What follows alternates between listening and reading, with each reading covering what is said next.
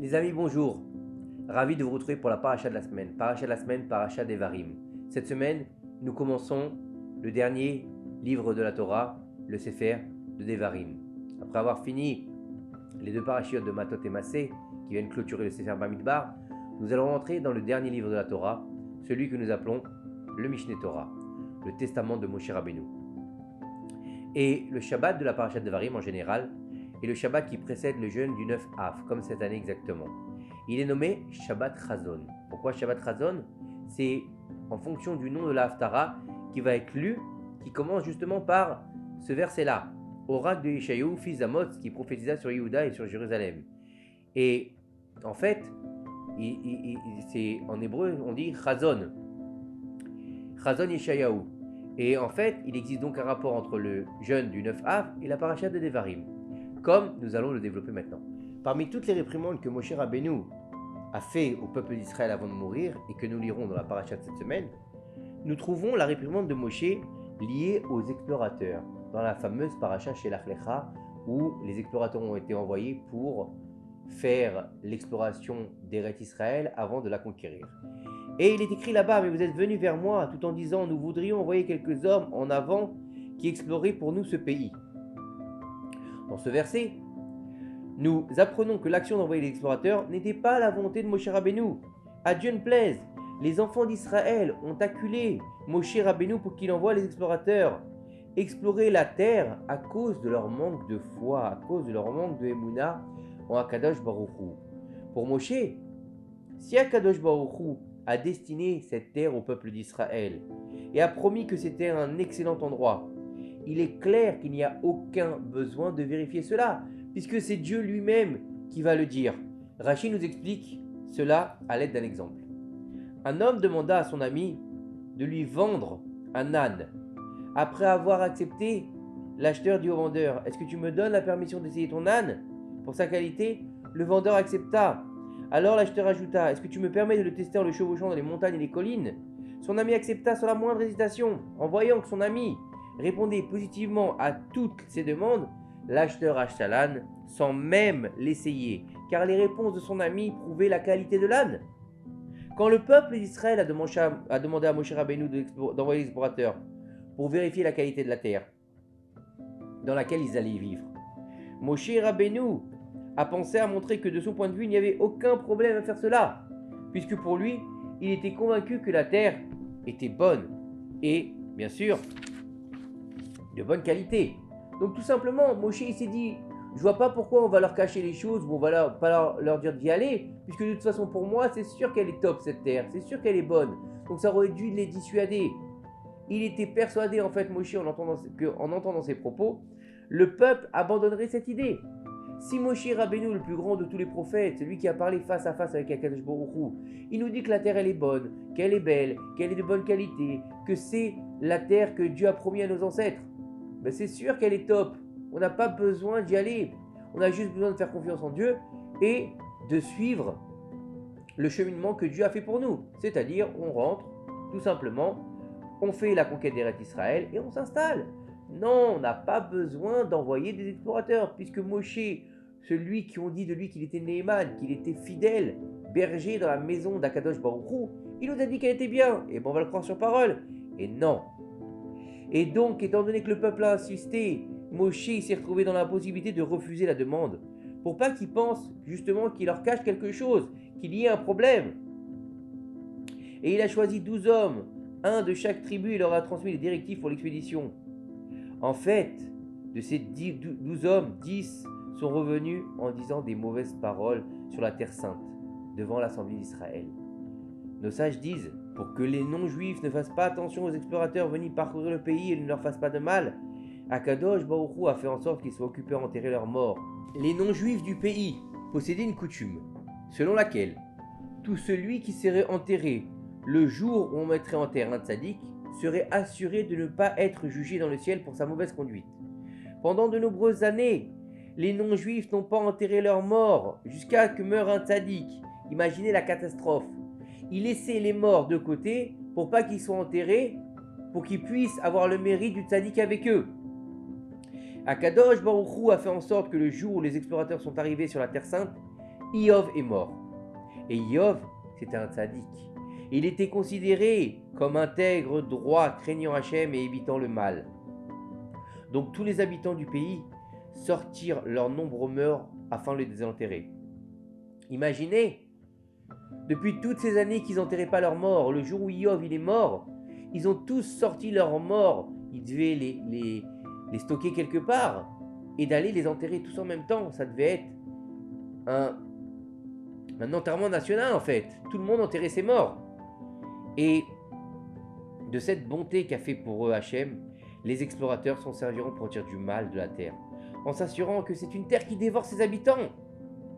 Concernant les fruits de la terre d'Israël, par l'immense bénédiction qu'Akadosh Baruch Hu avait donnée, leur taille était anormalement grande, à tel point qu'il a fallu 8 explorateurs pour réussir à porter une seule grappe de raisin. Un autre a porté une seule figue et un autre une seule grenade.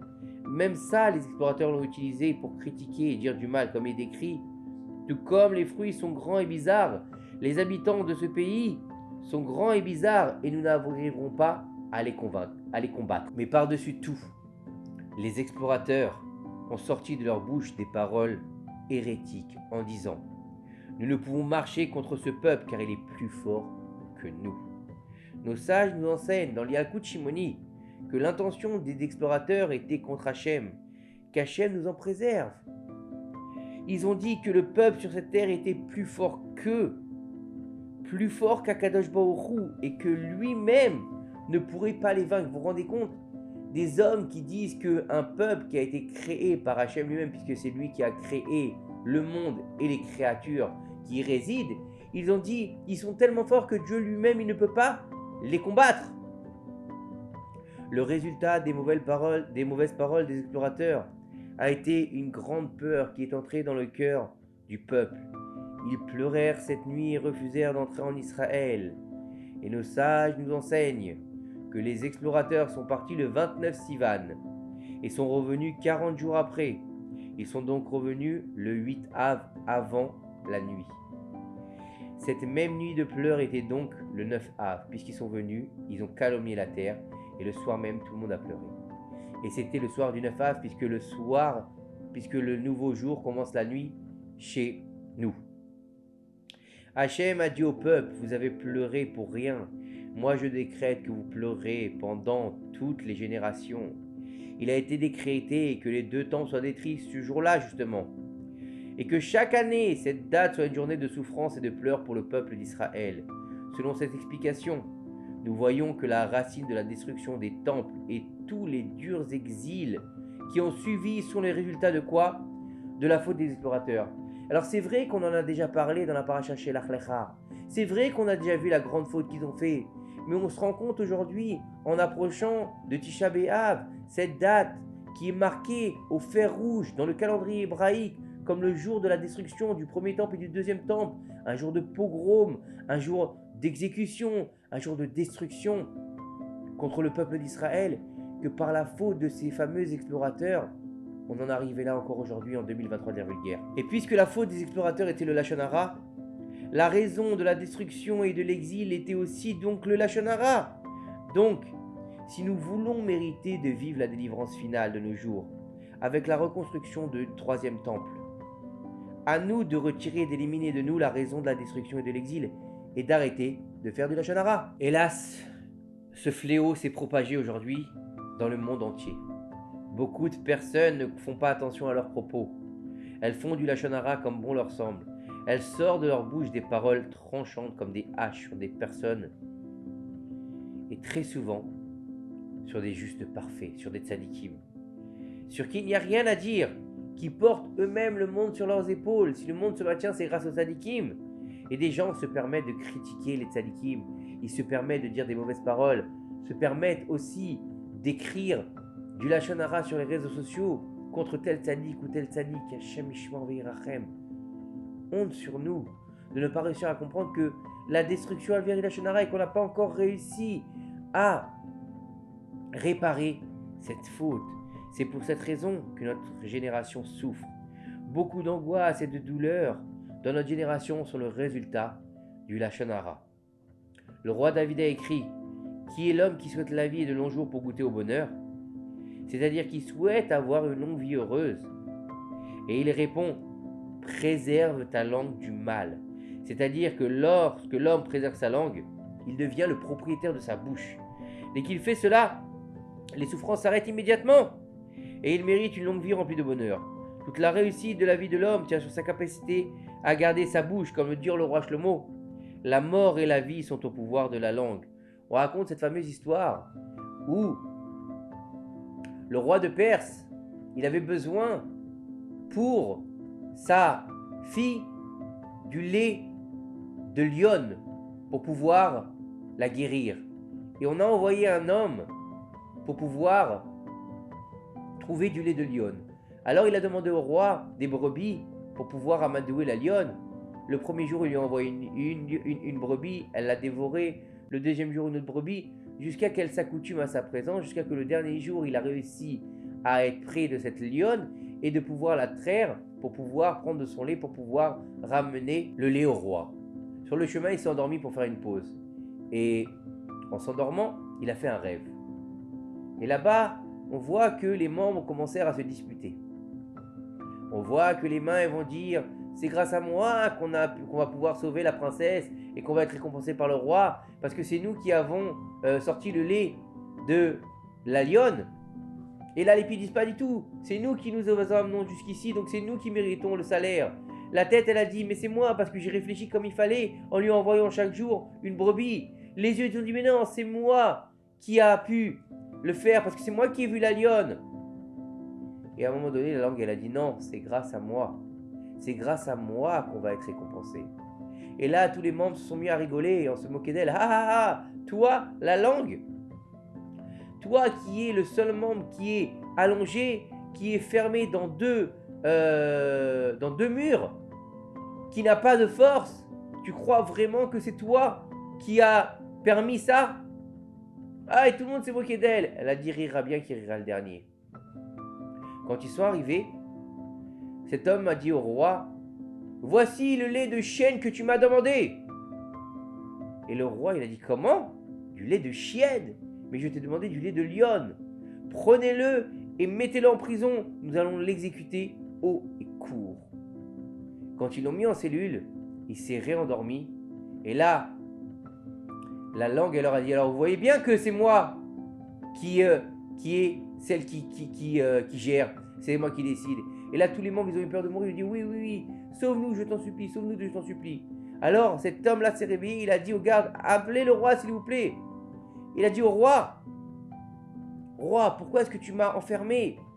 Il lui a dit, parce que je t'ai demandé du lait de lionne et tu m'as dit que c'était du lait de chienne. Et il lui a dit, peu importe, qu'est-ce que je t'ai dit, si ce lait, il arrive à guérir ta fille, est-ce que tu me sortiras d'ici? Il a dit oui. Il lui a dit, donne-lui à boire. Il lui a donné le lait, elle a guéri la princesse, et donc ils l'ont sorti de prison. Et donc comprendre que la mort et la vie sont au pouvoir de la langue. Le Metsudat David interprète cela par la force de la langue. On peut faire vivre ou mourir, comme on vient de l'expliquer dans l'histoire. Si on dit des paroles de Torah, on vivra. Mais si on dit du Lachon Hara, on mourra. Lorsque l'homme dit sur son prochain du Lachon Hara ou des commérages, il perdra l'aide du ciel qui l'accompagne et aura malheureusement des problèmes dans l'éducation de ses enfants, dans son couple et dans ses finances. Que Dieu nous en préserve. Il est rapporté un enseignement tiré du livre d'Iov qu'un homme peut chas v'shalom transgresser les 6 ensembles de la Mishnah et même le Saint Shabbat sans qu'Hachem lui envoie de dures souffrances. Par contre, il y a une faute sur laquelle Hachem ne transige pas, c'est le Lachon Hara. Donc avant qu'un homme ne recherche diverses égolotes pour améliorer sa parnassa, son shalom bayit, quitter ses souffrances, qu'il apprenne à se taire et à ne pas sortir de sa bouche un flot de Lachon Hara. Puis il apprendra à garder sa bouche et fera en sorte que sa vie soit silencieuse, comme le dit le roi Shlomo Ameler. Mettre un frein à sa bouche et à sa langue, c'est se préserver de bien des tourments. C'est dans Michelet qui dit ça. Et nos sages de rajouter le médicament de toutes les souffrances est le silence. Le silence est d'or, alors je me tais. C'est exactement ce qu'il faut comprendre, à tel point qu'on nous dit qu'un sot qui se tait, il est considéré comme un chacham. Pourquoi? Parce qu'on ne sait pas s'il est bête ou il est intelligent. Alors qu'à partir du moment où il va ouvrir la bouche, on sait qu'il est bête. Et c'est ça le secret de la reconstruction du temple. Le premier temple, il a été détruit à cause de la débauche, l'idolâtrie et le meurtre. Et après 70 ans, on a fait la réparation, on est revenu. Et après presque 2000 ans que le deuxième temple a été détruit, il a été détruit pour le Lachon Hara et le Motzi Shemra, pour la mésidence et le mauvais nom, et qu'on n'est pas encore revenu depuis pratiquement 2000 ans à reconstruire le troisième Beth Amikdash. Qu'est-ce qu'on attend pour faire la réparation de la destruction en utilisant notre langue justement pour la construction? Que ces quelques paroles de Torah nous aident à transformer ce mois de deuil de Menachem Av en mois de joie, joie de la délivrance, mois de la délivrance, mois des joies de la venue de Mashiach et de la reconstruction du troisième temple. Bimera, bienvenue. Amen. Shabbat, shalom, mevorach.